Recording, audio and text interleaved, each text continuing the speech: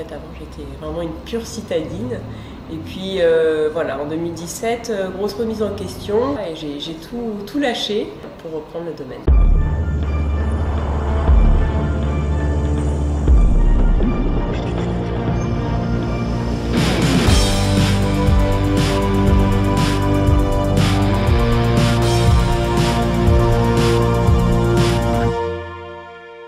En fait, c'est un domaine viticole familial qui a plus de 200 ans maintenant. Moi, je suis la 8e génération. On a commencé, il y a 45 ans, à arrêter tout ce qui est intrant, donc voilà, à arrêter les pesticides, à commencer l'agriculture biologique. On a repris de la traction animale sur certaines parcelles du domaine. Et puis on s'est dit, en fait, finalement, la monoculture, c'est plus source de désordre qu'autre chose. Donc les pieds de vigne que l'on avait arrachés, plutôt que de forcément les remplacer par des pieds de vigne, on a commencé à installer des potagers. On a 4 potagers.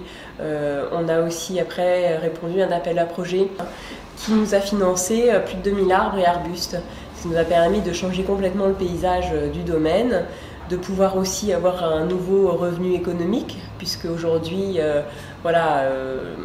l'économie principale reste quand même le vin, mais derrière ça, on peut vendre de l'huile d'olive, des confitures, faire table d'hôte avec nos propres produits, donc développer des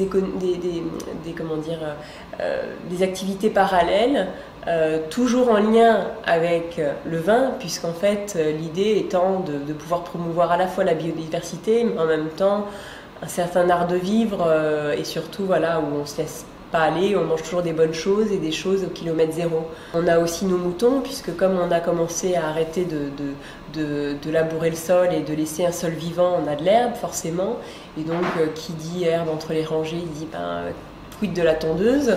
Donc sont arrivés ensuite les moutons, donc aujourd'hui, entre ce qu'on appelle le viti-sylvipastoral, on arrive en tout cas à essayer d'atteindre une biodiversité où les oiseaux reviennent avec les arbres, les animaux fertilisent le sol, on fait plus de tassement de sol avec aussi les chevaux, et en plus de ça, on a réussi quand même à améliorer nettement le paysage, puisque dans paysan, il y a paysage aujourd'hui. On se dit plus paysan qu'exploitant agricole. C'est vrai que quand je suis arrivée, j'ai commencé le woofing et l'onotourisme. Et là, on a eu des demandes et je ne m'attendais pas à autant de demandes. On en a quasiment toutes les semaines, voire même tous les jours en ce moment, de gens qui viennent du monde entier avec des parcours différents, mais toujours des gens très intéressés. Je trouve que ce qui est intéressant, c'est qu'il y a vraiment tout âge. C'est vrai.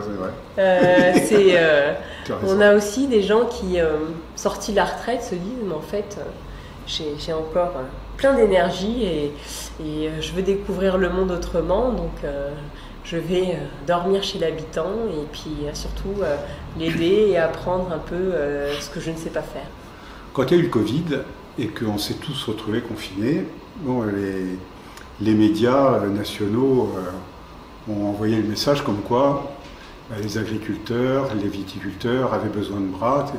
Bon, j'ai commencé à faire ces recherches en me disant, oui, mais toi tu es à la retraite, écoute, tu as un peu de temps, il faut s'intéresser à ça.